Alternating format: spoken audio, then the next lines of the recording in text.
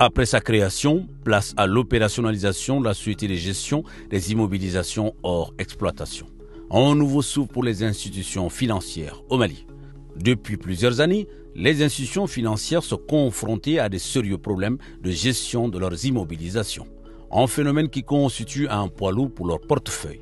Afin de pallier à ces problèmes, l'État malien, en partenariat avec les acteurs du secteur financier, a mis sur orbite la société de gestion des immobilisations hors exploitation, SJSE, un nouvel outil stratégique à capitaux mixtes contrôlé par la CANAM et les banques, dont la mission consiste à redonner de la fluidité au marché immobilier tout en soutenant la stabilité du secteur bancaire. La SJSE SA a été officiellement lancée ce mercredi 28 mai 2025 à la faveur d'une cérémonie qui a vu la présence de plusieurs personnalités, anciens ministres, figures familières du monde des affaires et du secteur bancaire. La société intervient dans un processus inédit visant à récupérer et à mettre en valeur des biens immobiliers non exploités. À la tête de cette nouvelle institution, une personnalité expérimentée et connue du monde bancaire, Fousseni Sidibé, nous plante ici le décor de cette nouvelle structure. La présente cérémonie constitue l'aboutissement d'une idée qui a germé depuis 3 décennies environ.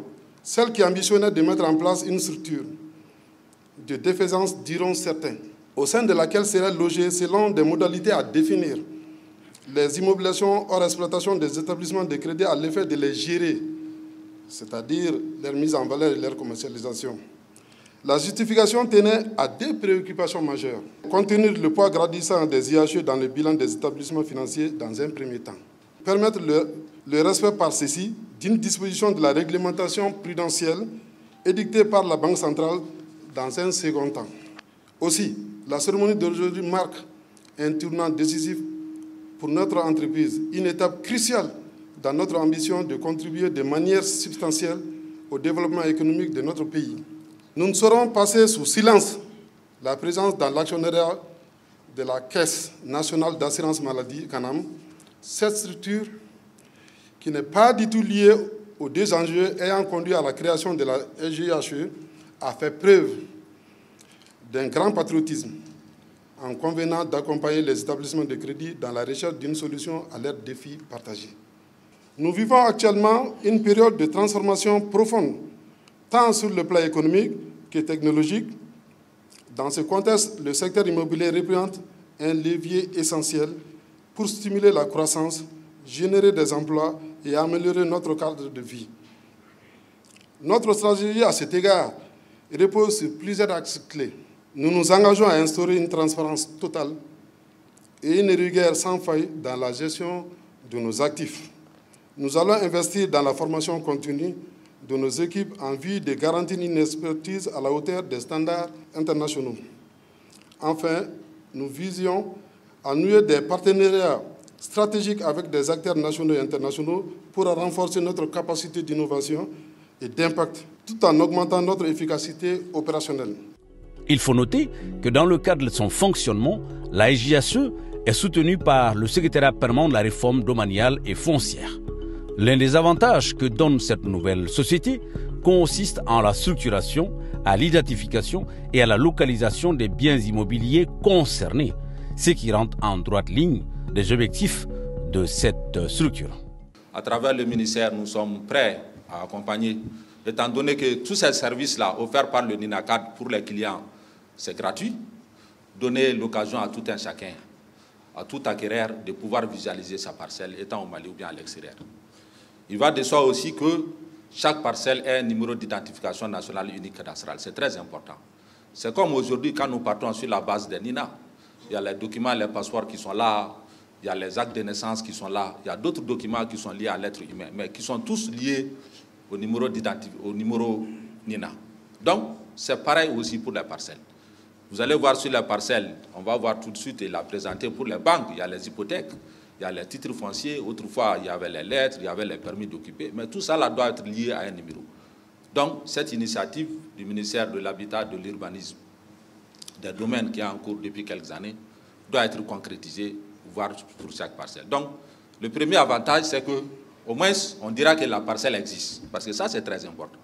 Et on veut accompagner cette société-là avec ces initiatives pour qu'au moins que les acquéreurs, ceux qui sont intéressés par les parcelles, puissent les visualiser étant à l'extérieur, les retrouver, ou bien étant au Mali ici, voir ces parcelles-là. Et puis inviter les autres aussi, parce que je sais qu'il y a beaucoup d'agences immobilières, il y a beaucoup de personnes qui utilisent déjà le NINACAD pour vendre les parcelles, pour aller visiter les parcelles. Donc, nous avons la combinaison. Sur la même application, vous avez la possibilité d'aller, étant à l'extérieur, de voir la parcelle sur le portail, ou bien de mettre seulement les numéros NINACAD pour aller vous-même déplacer, aller sur la parcelle. Nous vous informons que sur l'ensemble du territoire national, nous avons à peu près 1 500 000 parcelles ajoutées. Donc, Bamako et environ, nous sommes à un rayon de 50 km jusqu'à Wele-Sebou, derrière Kati, Kambila, Baginda, Kassela, jusqu'à Zantigila. Nous avons la ville de Sigasso, nous avons la ville de Ségou, la ville de Koulikoro, et nous comptons mettre bientôt en ligne Mopti, Kouchala, San, Kayi et puis d'autres localités. Au-delà de sa mission immobilière, la société de gestion des immobilisations hors exploitation s'inscrit pleinement dans la stratégie nationale de transformation économique. Elle s'engage dans l'acquisition et la revente des immobilisations hors exploitation IHE des banques de la place. Cette initiative que j'ai eu l'honneur de porter avec votre précieux soutien marque une avancée majeure dans notre volonté commune de renforcer la solidité financière de nos institutions. En apportant une réponse structurée et concertée à la problématique des immobilisations hors exploitation, nous nous dotons d'un levier stratégique essentiel pour l'assainissement et l'optimisation de nos bilans. Notre ambition est claire, bâtir un environnement bancaire plus robuste, plus transparent et résolument tourné vers l'avenir. Je tiens à exprimer ma sincère gratitude aux autorités maliennes dont l'appui constant a été déterminant tout au long de ce processus. Cette initiative illustre parfaitement la synergie possible entre secteur public et secteur privé au service du développement économique. Mesdames et messieurs, j'en appelle à l'ensemble des banques et établissements financiers du pays.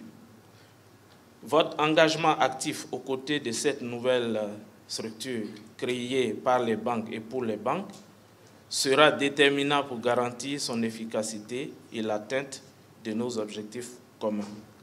La SGSE est désormais opérationnelle. Elle mettra en vente dès demain un premier lot de biens d'un montant d'environ 23 milliards, soit l'équivalent de 626 immeubles composés de bâtiments et de terrains à Bamako et à Kati.